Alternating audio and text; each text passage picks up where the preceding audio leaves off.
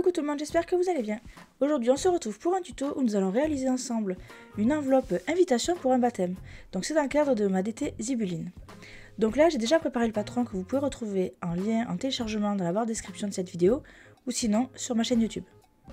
Donc c'est parti pour le pliage de notre enveloppe. Je vais partir d'une feuille A4 et je vais faire un premier pli à 1 cm. Donc je fais un second pli à 11,5 cm, soit 10,5 cm plus loin que le pli précédent. Puis je fais un dernier pli à 22,5 cm, soit 11 cm plus loin que le pli précédent. Ensuite je vais retourner ma feuille et je vais plier à 6 cm du bord extérieur, mais je vais m'arrêter au premier pli horizontal que je croise.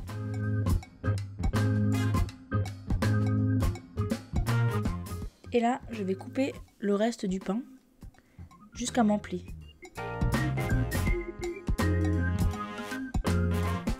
Donc là, je redessine la patte qui va servir à fermer la pochette. Et je vais couper.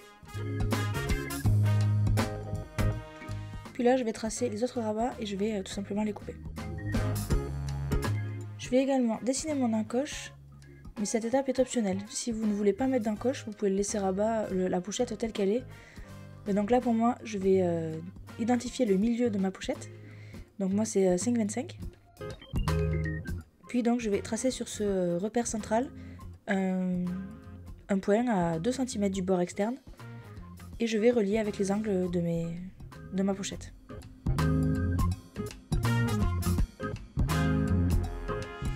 Donc là je viens tracer le rabat de mon enveloppe.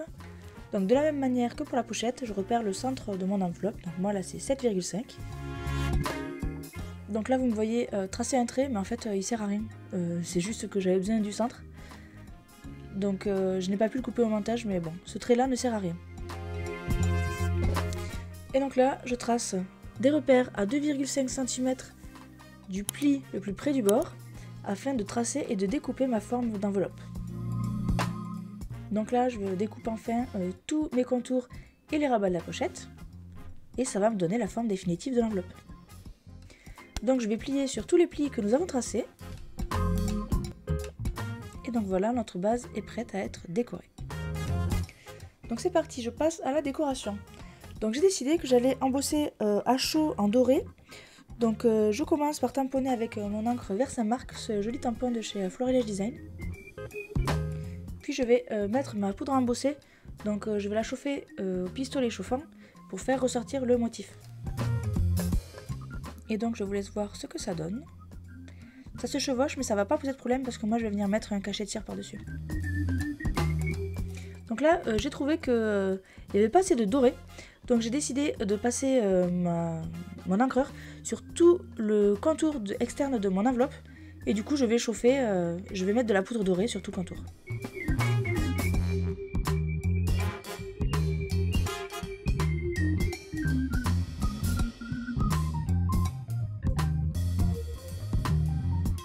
Donc là vous pouvez voir que quand je referme le rabat, le raccord est pas très joli.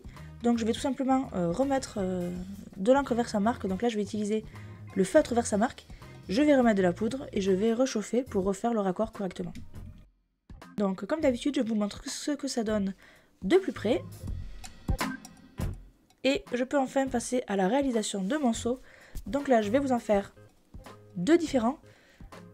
Donc avec des paillettes sur le mot invitation et avec des paillettes ailleurs que sur le mot invitation. Du coup je vous montre ça en accéléré. Donc voici ce que ça donne. Donc là je teste de refaire un cachet, mais cette fois-ci je vais essayer de ne pas mettre de paillettes sur le mot invitation. Donc pour faire ça, tout simplement je pose mon seau dans mes paillettes directement. Et après, avec le pinceau, comme vous allez le voir, je viens essuyer les paillettes à l'endroit où je veux qu'il n'y en ait pas, justement.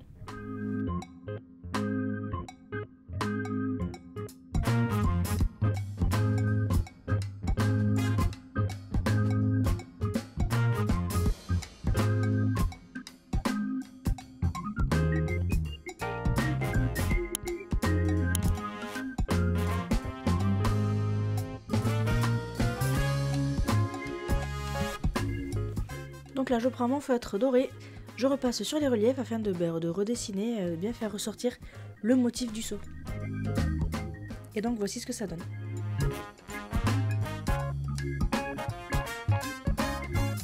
Donc maintenant je passe à la décoration. Donc je vais découper à la Big Shot des fleurs et des feuillages dans du papier blanc, puis je vais commencer à disposer mes éléments.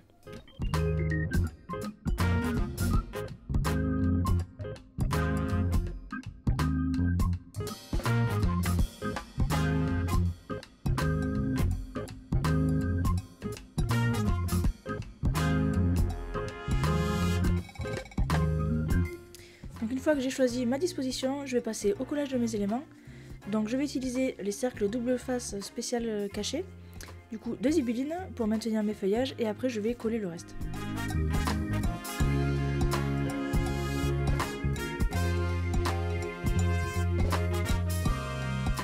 Donc maintenant que ma décoration extérieure est terminée, je vais ouvrir mon enveloppe et je vais coller la pochette. Donc pour l'intérieur, je vais rajouter une bordure dorée sur tout mon contour pour donner un petit peu de relief comme ça.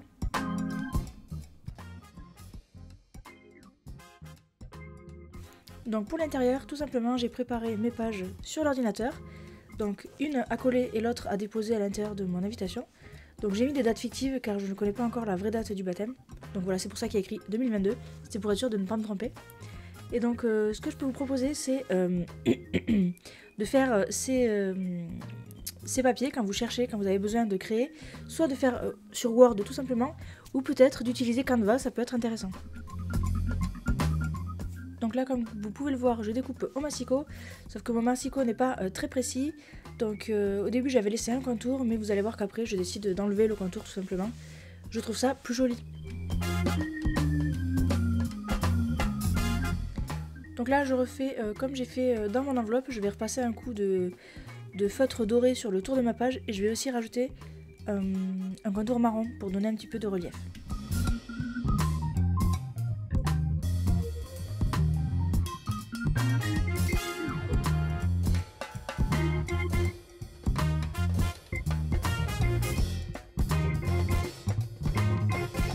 Donc je passe au collage, je colle ma page à l'intérieur de mon enveloppe avec tout simplement du double face.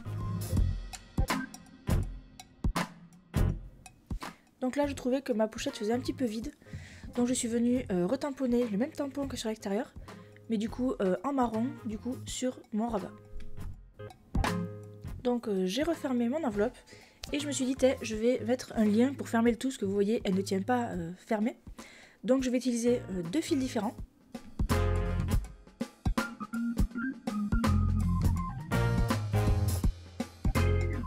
Et je vais y ajouter une étiquette bijoutier, aussi une petite cloche pour rappeler les cloches de l'église du baptême. Et je vais aussi rajouter une breloque Made with Love qui est aussi une nouveauté d'avril.